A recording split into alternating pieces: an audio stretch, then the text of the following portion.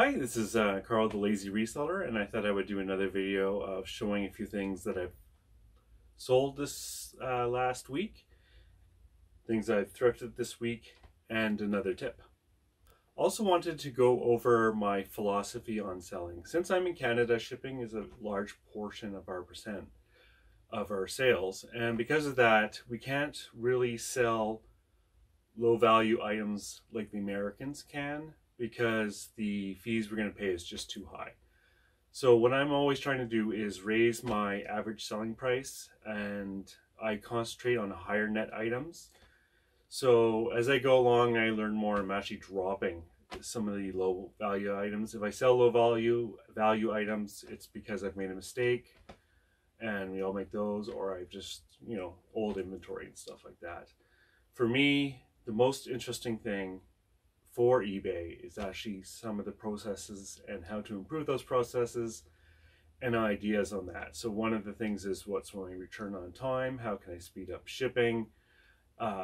Where is my time best spent for sourcing? And those concepts I'm learning about that. So here is a pink Sony Walkman. Normally I don't pick up the CD versions of this, but I took a look at this one because it was pink. And I picked this up for about $6 Canadian. Now it doesn't sell for a ton. It sells for about 30 bucks, maybe American. But I wanted to show this because I find a lot of different items, when you have an unusual color, it's often worth checking, even if you normally would not check it out, because those often will have more value. That can be for lots of different things: typewriters, Sony Walkmans, etc.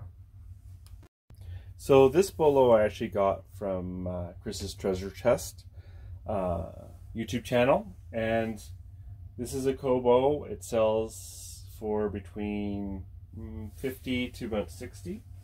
You're taking a bit of a chance with these. I picked these up and they don't work, but this one works, and it's going to be, I think I already, well, actually, price is there, $7. So I should make a nice little profit on it. So these I will find on the electronic baggie wall. These are guitar dongles. This one here is for the Wii, and they'll sell, both of them together will sell for about 50 American plus shipping. And I picked these up for $3 to test them. I just put them into my PC, and if it recognizes what it is, I figure they're probably working. So for my tip of the week, it has to do with efficiency and shipping. And I probably differ with almost all the other resellers in that I prefer to buy all my shipping supplies. I still accept free boxes, and if I can reuse stuff, of course I do that. But what I find is it speeds things up so much when you're shipping if you have the right box for that item always in inventory. Instead of having to go through your boxes that you currently have, you don't know what sizes you have. And also I find the boxes, when they are made up, they take up so much room that it becomes a big mound of boxes. So what I do actually is break them down, and I'll write the size of those particular boxes on the corner, and I'll show you that, and make them flat. And the time it takes to make a box is a better payoff than the cost of having a huge mound of boxes. And honestly, boxes may be at 25 cents, 50 cents, and I'd rather pay that extra cost and speed up my process, especially in terms I get frustrated pretty quickly, than trying to save a little bit of money that way. And you can write it off as well, so there's even less cost savings than you might think. So here's an example of just the shipping supplies that I have. It's a little messy, but it's good enough, and saves so much space just having things on one shelf, and you don't have to go looking for everything, boxes that happen to fit all the time. And here's when I break down boxes with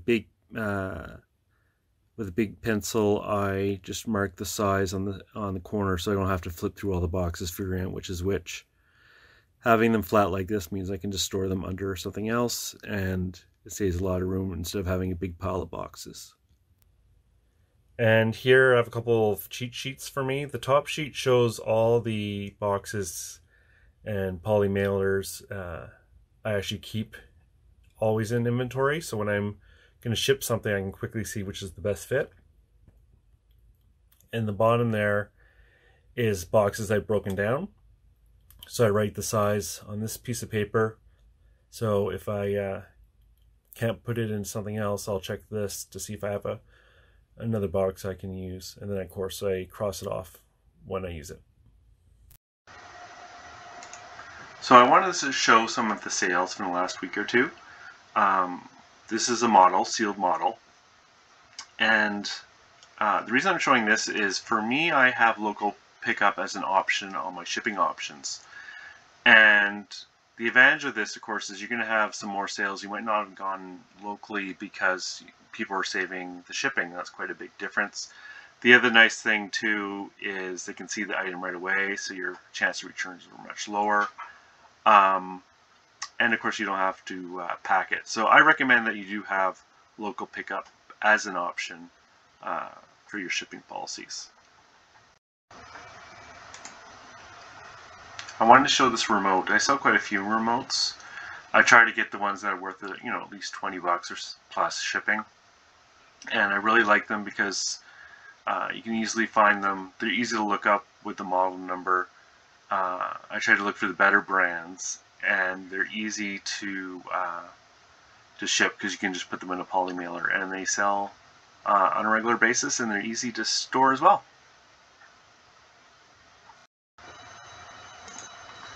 So this one here is the duck I showed the other week. This was a case of an item selling right away.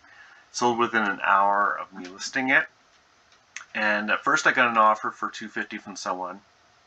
And then after an hour it just simply sold for the $350. You're going to make yourself paranoid that you undersold something, and maybe I did. But maybe also they just decided that they didn't want anyone else to get it. And sometimes it can be very difficult to figure out the exact value of an item without a lot of comps.